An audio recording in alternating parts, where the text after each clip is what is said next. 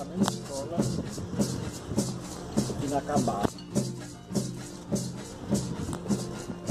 Sim, aqui ela pronta. Essa aí é coisa do estado, viu? Tudo aqui? Não, só aí está lá.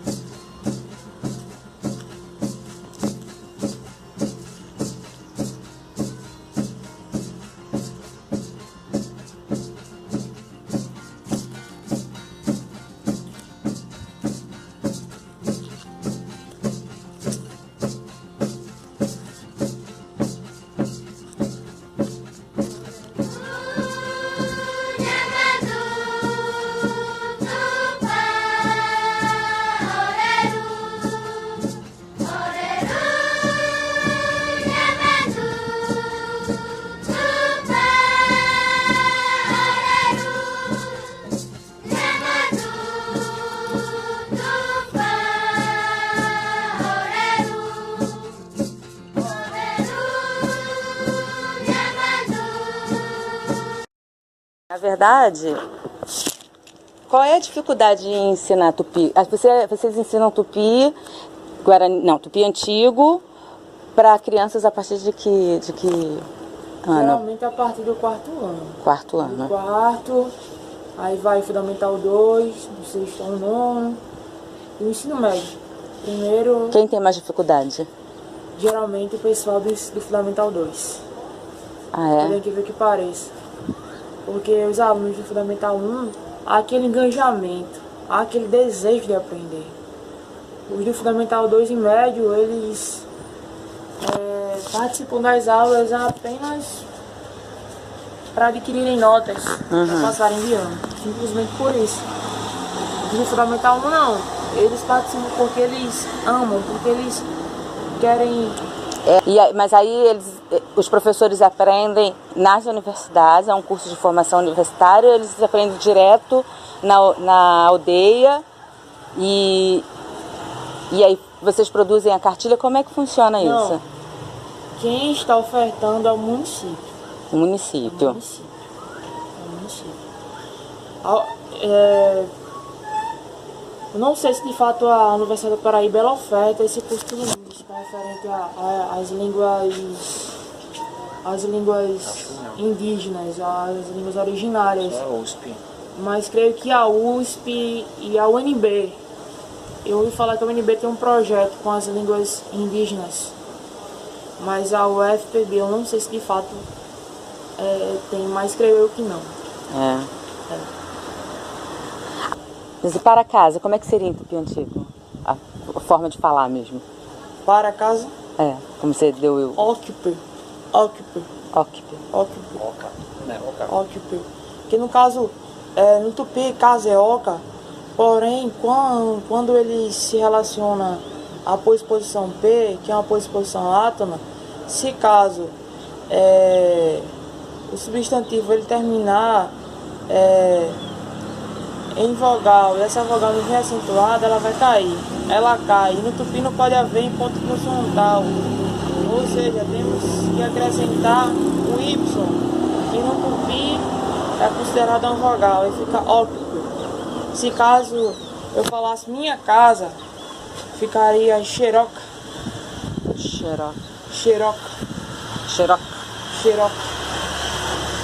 A tupi é complexo. É complexo.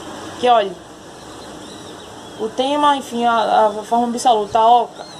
Já acrescento para casa, fica oca, para minha casa, xeroca. É complexo. Nossa, mas assim, mesmo sendo complexo, mesmo tendo essa dificuldade, você ainda conhece crianças que estão assim, tipo, desenvolvendo a língua, assim? Sim, você sim. olha e fala, caramba, consegui! Sim, vários alunos. Tento passar por meio de músicas de Toré. Até é um viés. Um fortalece o outro. O Toré, faço conversações em tupi, tento mediar a escrita com oralidade. Agora, faço me diz dinâmicas. novamente, por que é tão importante manter o tupi antigo? Por que o tupi antigo? E não o tupi, não o tupi-guarani, não o mais comum? A nação, A etnia, né? A tribo lá. Pelo simples fato que é a língua originária do nosso povo. Por esse fator, é a língua originária do nosso povo. Então, se fôssemos ensinar o tupi-guarani, o tupi moderno, não seria a língua originária do nosso povo. Estaríamos ensinando a língua de outros povos, não a nossa. Ou seja, Da mesma maneira do português, né? Então... E adianta de nada. Seria uma contradição. E acabando com uma cultura... Com certeza. Aí, fortalecendo a língua, estamos revitalizando a cultura, estamos fortalecendo a cultura. Porque um povo sem cultura é um povo sem identidade. E o que nos concebe essa nomenclatura de povo específico é especificamente a nossa diferença, a nossa cultura. Claro. A forma que vivemos. Então é importante por esses aspectos. E quando você acha que quando a gente perde uma língua, quando uma língua se extingue, o povo também vai junto? De certa forma, sim. Creio que boa parte do povo, a cultura do povo se perde, viu? Bastante.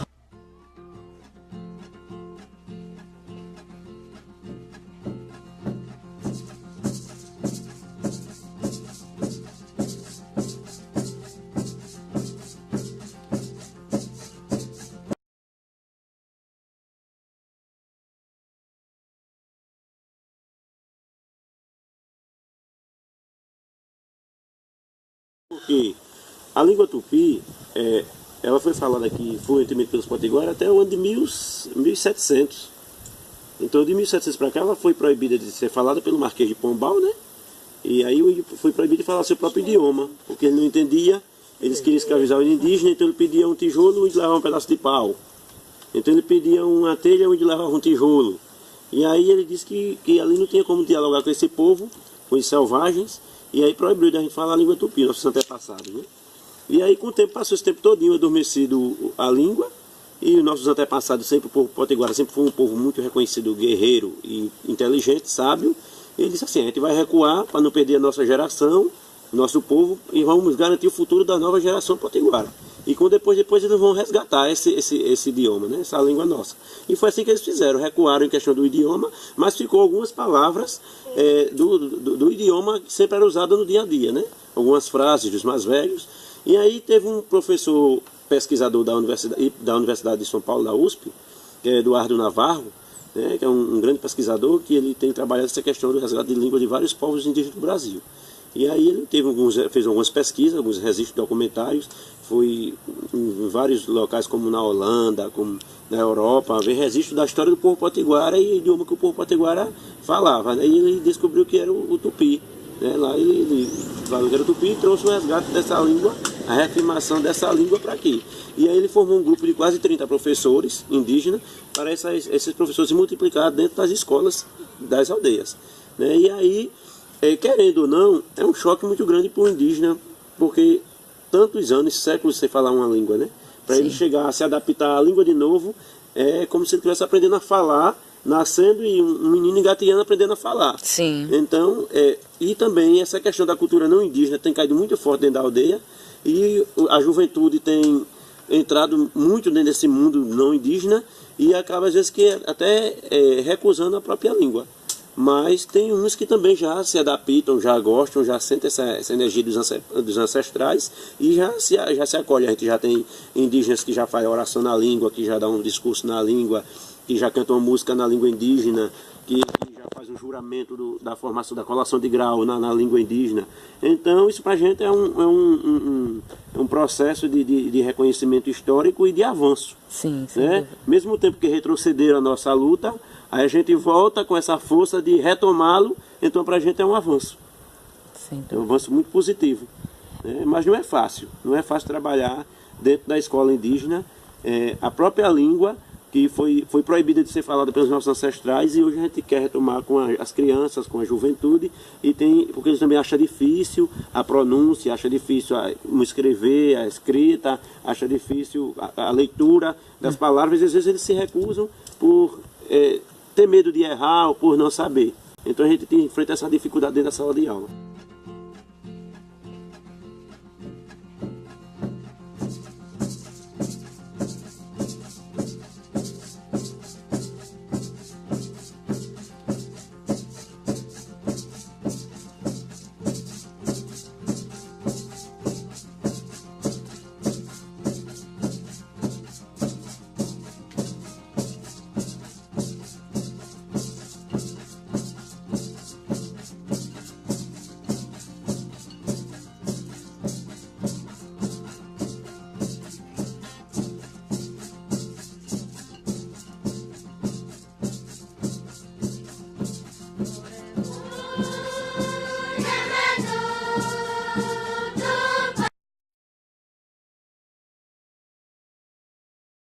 Como é que funciona essa coisa?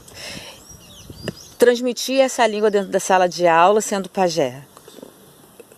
Você separa isso, você explica a gramática, sintaxe, e passa também essa... Com certeza. Hoje, atualmente, agora eu estou como professor. Eu sou professor de tupi, da língua tupi e de etnohistória.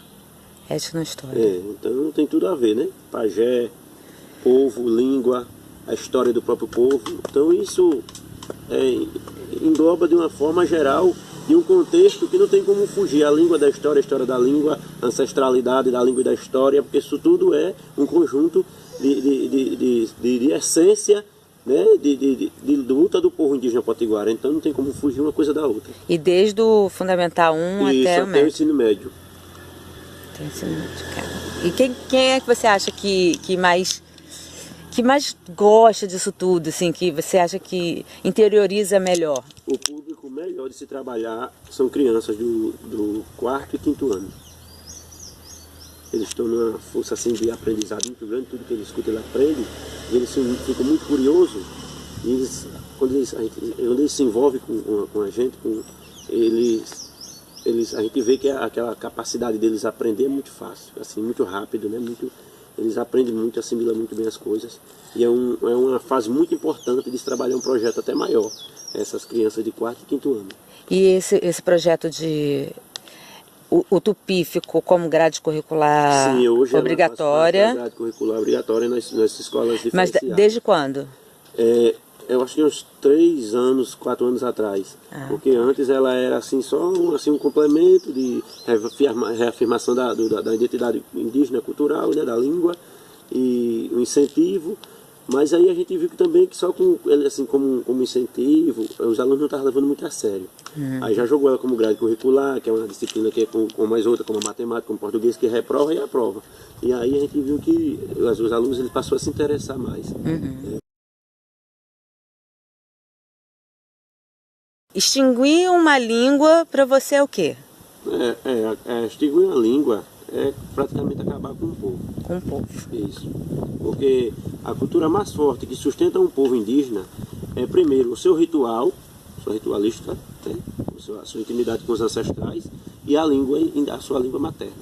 Né? Então, como eu estou dizendo, o povo potiguara é um povo muito forte.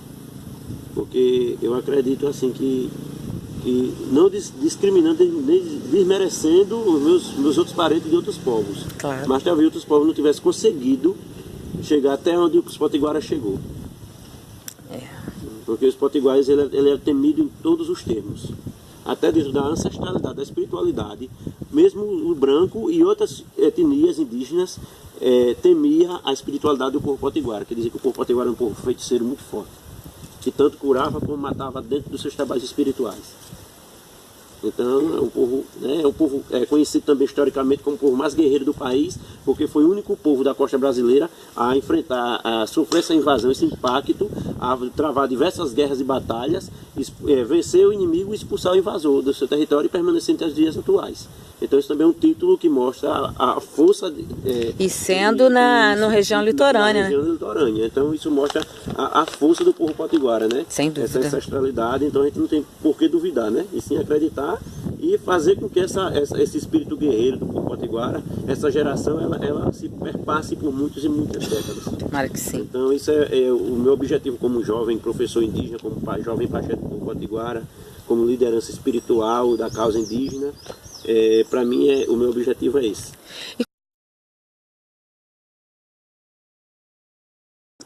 E essa pintura? Essa pintura ela é feita de uma fruta chamada genipapo. Até eu estava no processo de fazer a pintura, que minha mão está toda preta pintada, essa é a química da fruta. Ela é uma tinta 100% natural. Nem água ela leva. Ela leva só a fruta mesmo e a própria água é da fruta. Então a gente passa pelo processo de fazer essa tinta. E a gente pinta nosso corpo porque a pintura para o índio é uma roupa.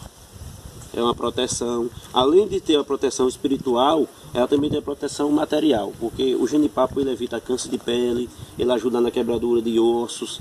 Então ele é uma planta medicinal e espiritual muito forte para nós, né? Então o preto do genipapo ele simboliza a fertilidade da Mãe Terra, que de tudo que nós precisamos da terra ela nos dá, né? Questão de alimento, o solo que nós podemos pisar e saber onde nós estamos pisando, estamos em solo firme, né? Onde podemos produzir nossas moradias, onde nós podemos passear, andar para lá e para cá e saber que estamos pisando em algo que nos sustenta. E também representa a lembrança dos nossos antepassados, como se fosse um luto eterno, que a gente nunca esqueceu dos nossos antepassados que se foram, que está sempre presente perto de nós, né? No mundo espiritual, eles são os nossos mestres, são os nossos guias, são os nossos pajés espirituais que estão sempre nas nossas lutas, nos acompanhando e nos ajudando. E tem também o urucum, que é a tinta vermelha, no momento estou sem, porque não está botando a fruta, que é o vermelho. E ela representa a luta do povo indígena e representa o sangue dos nossos antepassados.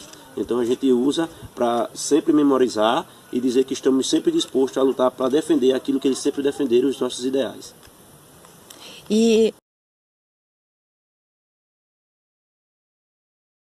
essa hierarquia, né, do cacique, do pajé, como ele é passado de ancestralidade, você sente isso, você recebe uma mensagem, um chamado. Como é que funciona isso dentro da aldeia? A questão do cacique, ela é escolhida pela comunidade, né? A pessoa está precisando de uma pessoa para lhe representar, acolher as demandas da comunidade, né? Levar às instâncias maiores, e aí vai aparecer alguém interessado. Se normalmente só tiver uma pessoa interessada e a aldeia vê que aquela pessoa representa o povo, ele vai ser escolhido por unanimidade. E se não, se tiver mais de um candidato, pode se candidatar livremente e a comunidade vai ver. Aquele que ela achar que ele mais representa é a maioria que vai decidir. E aquele que a maioria... É uma democracia, né? Isso, então é a maioria que decidiu, aí fica aquele representante. E até o povo achar que ele está representando bem a sua comunidade e seu povo. A partir do momento que as pessoas vê e não satisfazem mais com o trabalho dele, vê que ele não está fazendo um bom trabalho, aí se reúne novamente e vai tentar mudar outra pessoa. E o pajé não, o pajé ele tem um diferente. O pajé ele é escolhido pelos ancestrais, dentro do ventre da mãe, e quando ele nasce, ele já nasce com um dom diferenciado de toda a população da sua aldeia, e aí com suas práticas de aprender, de realmente começar suas orações, de rezar as crianças, de fazer a defumação com as plantas medicinais, de fazer seus chás, de ter um sentido espiritual mesmo mais voltado com a natureza, então a comunidade vai reconhecendo essas práticas dessa pessoa. E é assim que é escolhido um pajé.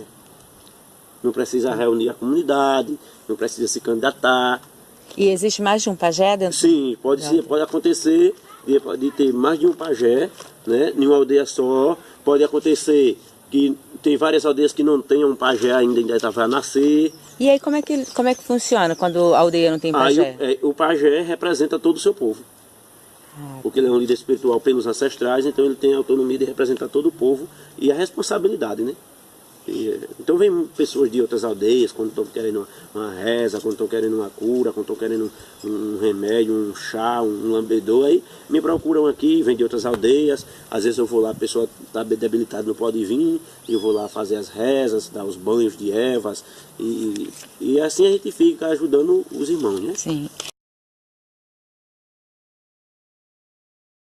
Tem uma pergunta aqui de uma criança que eu achei muito pertinente, né, assim. Vocês têm algum tipo de conexão espiritual com os animais? Sim. Os animais, em todo sentido, eles representam como se fosse parte de nós. Porque ele vem da própria natureza. E nós somos a natureza. Então os animais também têm seus significados.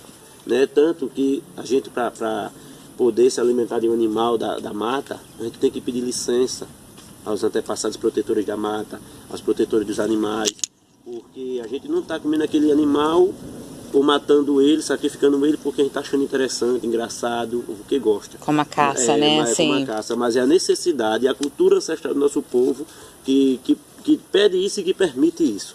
Então, para a gente poder tirar aquela caça do mato, do seu habitat, e sacrificar a sua vida, a gente tem que pedir licença, permissão aos antepassados, ao protetor das matas dos animais para poder se alimentar. E a gente nunca tem exagerado, a gente sempre só pega aquele que é necessário para a gente se alimentar e pronto.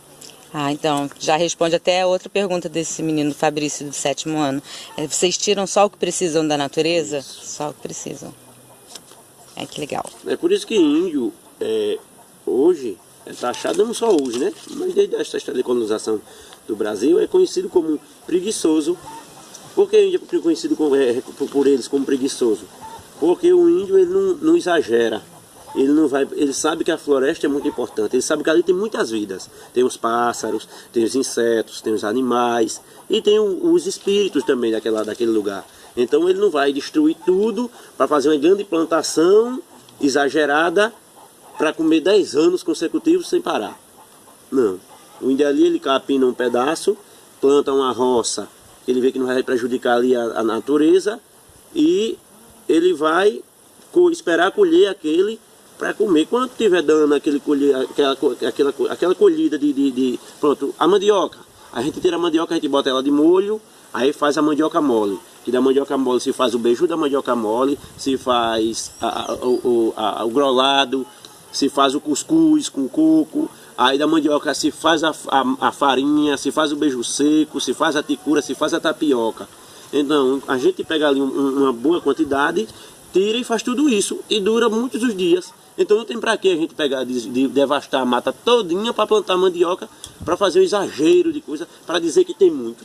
Não, a gente gosta de fartura, mas a fartura da gente é relacionada com a harmonia, a natureza em si. Porque também dentro da mata a gente vai encontrar a caça, dentro da mata a gente vai encontrar as ervas medicinais, dentro da mata a gente vai encontrar as sementes, as frutas. Então, o roçado é um complemento, mas que a maioria das coisas que a gente quer, a gente encontra dentro da mata. E eles não, né? O branco já chega, como já tem incentivado muitos indígenas mesmo, como no caso o usineiro. Ele chega e destrói milhares de hectares de terra, derruba várias plantas e para plantar cana, porque enquanto mais ele plantar, mais vai dar dinheiro, né? Então, ganância, né? A ganância, o capitalismo. E para os indígenas não funciona assim. Então a gente chama de preguiçoso por isso, quando a gente planta 3, 4 pés de banana, sabe que ele vai dar muitos pés de banana, muitas conchas de banana, e a gente vai alimentar o nosso povo por um bom tempo. Sim. Então não tem para que desmatar a mata todinha para plantar não sei quantos hectares de banana.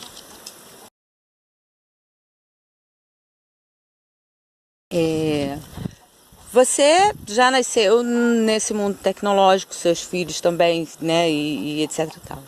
Agora, você já ouviu história assim, tipo, dos mais velhos, dos seus avós, e como é que foi essa chegada dessa tecnologia toda? Como é que você ouviu já alguma história desse tipo? Já, muitas. Assim, é impactante.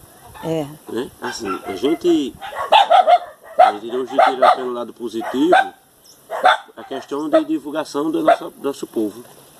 Porque assim, hoje tem gente na Paraíba com toda a tecnologia, com tanta foto, com tanto registro, com tanta reportagem, mas já tem gente na Paraíba que acha que não tem índio na Paraíba. Você acredita? Então, assim, essa questão da tecnologia vir como divulgação é um lado muito positivo. Mas também ela tem tirado muito foco da nossa nova geração para a cultura e focalizar mais nesse mundo virtual que tem muitas mais influências, né? Aí é aquela questão, tem o lado positivo e tem o lado negativo, né? Aí também tem o outro lado positivo, que é o lado também do indígena ingressar na universidade. Claro. Né? Porque antes a arma do índio era um tacape, era uma lança, era um arco e flecha. Hoje os nossos antepassados, eles viram a tecnologia vir, viram que era algo meio estranho, perigoso, mas que a gente podia usar esse perigo também a nosso favor. E ele sempre incentivou a nossa juventude a pegar sempre, acolher o lado bom da tecnologia. E dizer que a gente não, hoje a nossa arma hoje mais não é um arco e flecha, não é uma lança nem uma borduna, é a formação acadêmica. Então é por isso que hoje a gente tem mais aproximadamente 500 universitários fazendo a UFPB, Universidade Federal, temos 10 na UNB em Brasília, né? E temos outros que fazem faculdade particular. Mas é muito interessante isso para a gente, porque o indígena está acompanhando a evolução, e o mais importante de tudo isso é acompanhar a evolução e não esquecer da sua cultura ancestral. A nossa luta, o nosso incentivo é isso. Tanto quando um indígena ele vai para ingressar na universidade, que tem uma bolsa que tem direito, uma bolsa, né, para manter os estudos e tudo, mas a gente indígena, a nossa liderança reúne eles, faz reuniões e chama o compromisso dele, a responsabilidade dele com a cultura e com o povo.